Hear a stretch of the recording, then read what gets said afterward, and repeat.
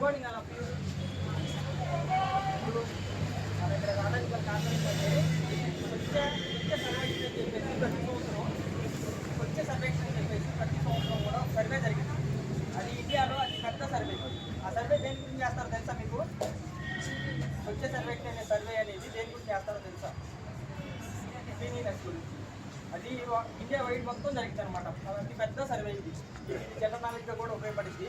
అతి పెద్ద సర్వే ఇండియాలో ఏముంది అంటే స్వచ్ఛ సర్వేక్షణ ఒకటే ఉంది. ఇది ఎందుకు చేస్తారంటే అన్ని మున్సిపాలిటీలు జనాభా దగ్గర ఉన్నటువంటి క్లీనినెస్, మన పరిసరాలు ఎలా ఉన్నాయి, పరిశుభ్రంగా ఉన్నాయో లేవా అనే దాని గురించి చేస్తారు. సరే, ఇందులో ఒక ఇంపార్టెంట్ టాస్క్ వచ్చేసి మనం వేస్ట్ ఏదైతే ఉందో దాన్ని సెగ్రిగేట్ చేయాలి. సెగ్రిగేట్ చేయకపోతే ఏమైతుందో తెలుసా మీకు? ఇప్పుడు వేస్ట్ ఉంది, వెజిటేబుల్స్ లేకపోతే ప్లాస్టిక్ మొత్తం మిక్స్ చేసి పెట్టేసే ఉంటుంది. ఏమైంది మీకు? బయోడిగ్రేడబుల్ నాన్ బయోడిగ్రేడబుల్ ఐటమ్స్ తెలుసా? కుళ్ళిపోయే వస్తువులు ఏంది, కుళ్ళిపోయిన వస్తువులు ఏంది? వెజిటేబుల్స్, ఫ్రూట్స్, ఇంకా మనం తినే ఫుడ్ ఐటమ్స్ అన్నీ కూడా బయోడిగ్రేడబుల్. అవన్నీ కుళ్ళిపోయి భూమిలో కలిసిపోతాయి. ప్లాస్టిక్, పేపర్స్, కార్డ్బోర్డ్స్ ఇవన్నీ కుళ్ళిపోతాయా? మరి మొత్తం మిక్స్ అయిపోతే మనకి డేంజరే కదా. దాని నుంచి హార్మ్ఫుల్ గ్యాసెస్ వస్తాయి, మనకి హెల్త్ ఇష్యూస్ కూడా వస్తాయి అన్నమాట. అందుకని మనం ఏం చేయాలి? పొడి చెత్తని వేరు చేయాలి. ఫర్ ఎగ్జాంపుల్ ఇప్పుడు మినుములు, పంచదార, కందిపప్పు, బియ్యం ఇవన్నీ కలిపేసే అనుకోండి, ఏమైంది? ఉపయోగపడుతుంది ఏమన్నా తినడానికి కూడా కాదు కదా. ఇది కూడా అంతే అనమాట. మనం సోర్స్ వేస్ట్ నుంచి కూడా మనం సంపాదన సృష్టించవచ్చు. దీన్ని సపరేట్ చేయడం వల్ల ఏం జరిగిందంటే మనం రీసైకిల్ చేయదు. ప్లాస్టిక్ బాటిల్స్ కానీ, గాజు కానీ వాటిని రీసైకిల్, కార్డ్బోర్డ్స్ అన్నిటిని రీసైకిల్ చేసి మళ్ళీ తిరిగి వాడుకోవచ్చు అనమాట. మొత్తం కలిపేయడం వల్ల డికంపోజ్ అవ్వదు. డికంపోజ్ అవ్వకపోవడం వల్ల మళ్ళీ మనకు అనేక రోగాలు వస్తాయి. మళ్ళీ ఎక్కువ టైం పట్టితే భూములు కూడా కలవదు. అందుకని మనం ప్లాస్టిక్ వాడకూడదు. మరి ప్లాస్టిక్ని, ఈ తడి చెత్త, పొడి చెత్తని కూడా మనం సపరేట్ చేసి మన ఇంటి దగ్గరికి వస్తారు కదా, వేస్ట్ కలెక్ట్ చేసుకునే వర్కర్స్ వస్తారు కదా, వాళ్ళకి సపరేట్ చేసి ఇవ్వాలన్నమాట. అది ఇంపార్టెంట్. ఇప్పుడు తడి చెత్తకి, పొడి చెత్తకి మీకు డిఫరెన్స్ అర్థమైందా? ఏదైతే కుళ్ళిపోయి భూమిలో కలిసిద్దో దాన్ని తడి చెత్త అంటారు.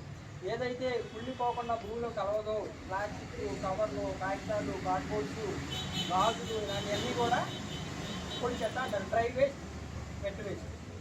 ఇంకా ఏ బిన్లో ఏం వేయాలో తెలుసా మీకు? మళ్ళీ గ్రీన్ బిన్లో వచ్చేసి వెట్ వేస్ట్ వేయాలి, బ్లూ బిన్లో వచ్చేసి డ్రై వేస్ట్ వేయాలి.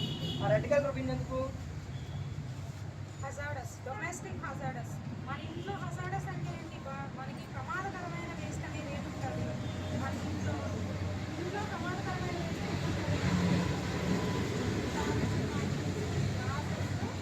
అండ్ ఇవి డైపర్స్, సిరంజెస్, మనకు ఎక్స్పైర్ అయిపోయిన మెడిసిన్స్ అవన్నీ కూడా మనకి డేంజరస్. అవి వీటిల్లో కూడా కలవకూడదు, అవి భూమిలో కలవకూడదు. దానికి స్పెషల్ ట్రీట్మెంట్ చేయాలి.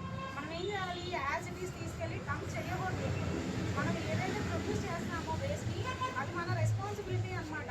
వెట్ వేస్ట్ ఉందనుకోండి, కంపోస్ట్గా చేసుకుంటాము. వెట్ వేస్ట్ నుంచి ఏం చేస్తాం? ఎరువు తయారు చేస్తాం. ఎరువు చెట్లు చేసుకుంటాం. సో దట్ ల్యాండ్కి ఏమవుతుంది? ఫర్టిలిటీ వస్తుంది. వేస్ట్ అవ్వదు కదా దానివల్ల. అదే డ్రై వేస్ట్ అనుకోండి, రీసైకిల్కి వెళ్తుంది. Reduce, recycle, reuse. ఏవైతే రీయూజ్ చేసుకోగలమో వాటిని రీయూజ్ చేసుకుంటాము. ఏవైతే రెడ్యూస్ చేసుకోగలమో మనం రెడ్యూస్ చేసుకుంటాము. రీసైకిల్ చేసుకోగలిగింది రీసైకిల్ చేసుకుంటాం. దానికి స్పెషల్ ఆ రెడ్యూలో ఏవైతే వేస్తామో దానికి ఖచ్చితంగా స్పెషల్ ట్రీట్మెంట్ అనేది కావాలి. యాజ్ ఇట్ ఈస్ భూమిలో దాన్ని కలపకూడదు, వేరే దాంట్లో కూడా కలపకూడదు.